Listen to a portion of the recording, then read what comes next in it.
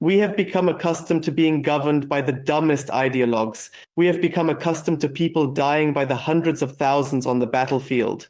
We have become accustomed to division, misinformation, and hatred.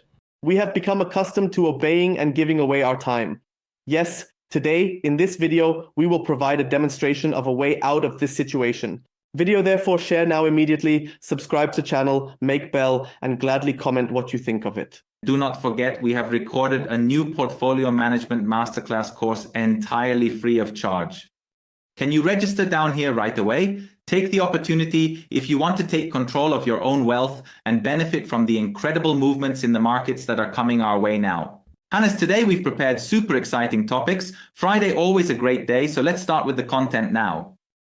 Until 1864, it was allowed to train slaves. Until today, it is allowed to train soldiers and employees. Yes, the conditions have indeed improved, but the system and the view of humanity held by the ruling class are still exactly the same as before. In 1774, it was Maria Theresia in Austria who introduced the current school system with the school reform. A few years earlier, it was the Prussians who did the same. And why was all this done? The purpose is to train and engage soldiers and taxpayers for the volatile lords, ensuring their duties are fulfilled and the kingdom's stability is maintained. Until now, nothing has changed in this regard, and many relics in schools like the schoolyard, school bells, and other things still remind us of it. Additionally, things have not changed, specifically that individuals on the battlefield are still utilized as cannon fodder to divert the attention of the identical feudal lords. Yes, let's look at Ukraine, where the battlefields are soaked with the blood of hundreds of thousands of dead soldiers, with hundreds of thousands of dead young men for the ruling class, for the interests and ideologies of the ruling class. Meanwhile, individuals in Europe and the United States compensate the government with the time they have spent working, stored as labor, through taxes and levies, which are intended to fund the entire system. Yes, and then we obediently give ourselves a narrative as soldiers and taxpayers, which we then want to believe in together, in solidarity and in freedom and love for our neighbors, of course, without a doubt. And then we inquire of our feudal lords, primarily in Brussels, how they personally prefer to observe the battlefield or the presence of their cherished individuals on the battlefield. If my own kids wanted to join the military and there was a deployment abroad, they would have to go. And I would be just as nervous and worried as any other mother. Any kids in Bundeswehr? No way. We could also inquire about the number of days Scholz has served, the number of missions Herbert has completed, Zimmermann's strength, how frequently she had the gun in her hand, or Ricardo Lang's training in close combat to uphold these values of freedom and security in Europe. They have never served in any days, never seen a battlefield, and yet they send hundreds of thousands of financial resources, millions of financial resources, and hundreds of thousands of soldiers to these battlefields to die in combat. What is happening now on the battlefield of Indokrine will open a new chapter for oneself. Yes, new chapters, dogmas will be given to us like freedom, etc. But what we see at the end is Victoria Nuland, who has been pulling the strings from the USA in the background for years and instigating one war after another. Responsible for this is that very, very many people in the world, simply as Havik would say, stop living. Then, it must be noted, Victoria Nuland, as president of USA's interest, has discovered a new interest in Ukraine. And she wants to get rid of the commander-in-chief of the Ukrainian military, Salushny, relatively quickly in order to install an even crazier head of death.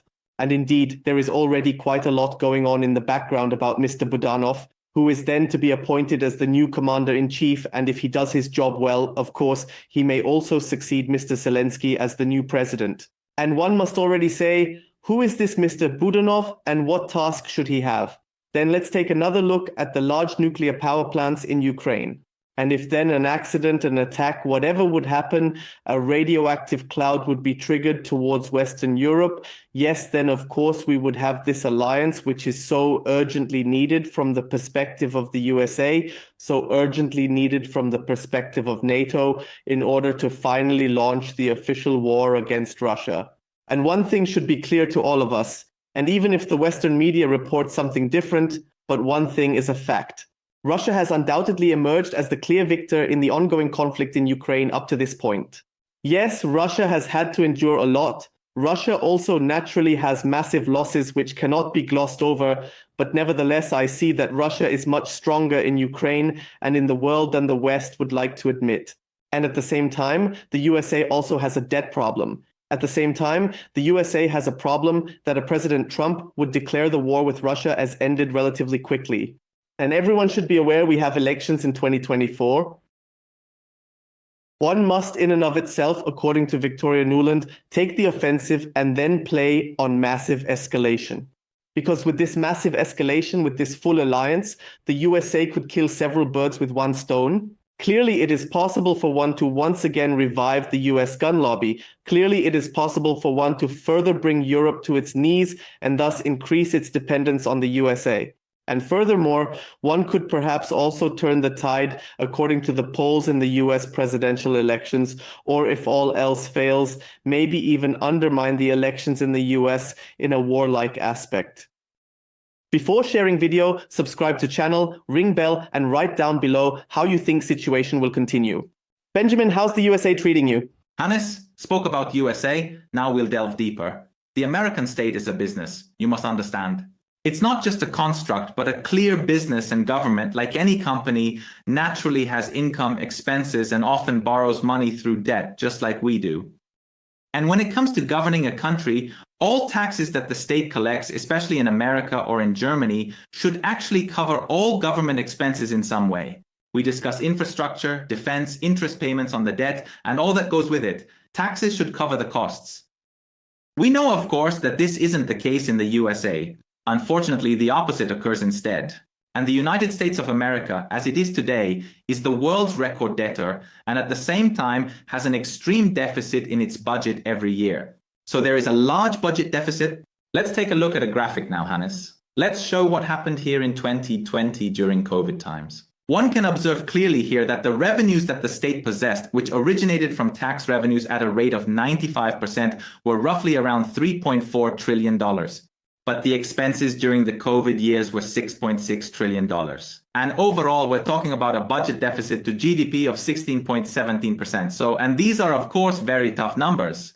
Now let's examine the following, specifically two factors. What could lead the USA into a situation, as Hannes has already indicated, where the budget deficits and debt skyrocket once again, part one, so to speak? And then, of course, how could the USA get control of its budget deficit, that is, the extreme indebtedness and spending? Firstly, tax increases could be made, although it harms the companies and also costs a lot of voter support. That would also move a lot to leave the country. No one will raise taxes either. The expenses could be reduced. Second point, military complex could be smaller. Social security could be shut down. But we all know it's not possible. No military, no global power status, everything off the table. Neither solution works, so the only choice the USA has, particularly in 2024 during the election year, is not to save money, but to throw money away with open hands. And the costs are naturally always getting higher and higher. The mountains of debt are getting bigger, and then they call it debt saving. Spiral. What is a debt spiral? It's simple. It's a cycle, starts with debt, followed by interest payments. We've seen that. They have high interest rates in America. This in turn exacerbates the country's deficit situation, that is, the budget, which is increasingly being destroyed, and in order to keep this budget running, I need even more debt. And that's what's happening now. That means every country that has taken this path and is currently taking this path has always failed. And we've already unpacked a few stats. I unpacked them again today. 30% of the GDP, if we reach that in deficits, expenses, then historically and statistically, we'd have hyperinflation even in a country where the world reserve currency has been issued. So it was always a story. The USA, Hannes, currently has a GDP of $24 trillion. Biggest economy globally. If the USA spent over $7.2 trillion in the coming years, we would have exceeded the 30% threshold, and we were already near it due to COVID. And historically, there is great hyperinflation. But what we've already seen, I think this must be important for all of you, due to the deficit expansion of the COVID crisis, we immediately saw inflation has come. This inflation wave we always warn about. That means what could bring the USA into this situation next time, where the deficit explodes and the debts skyrocket? First, as Hannes said, military intervention by the USA, Russia, China, who knows what will happen. But entering a war would skyrocket these deficits. We would definitely be there. Could one perhaps even trust China and Russia to say, yes, now we can chop off the USA even more in this weak moment? Secondly, another pandemic, of course, further expenses could bring us there.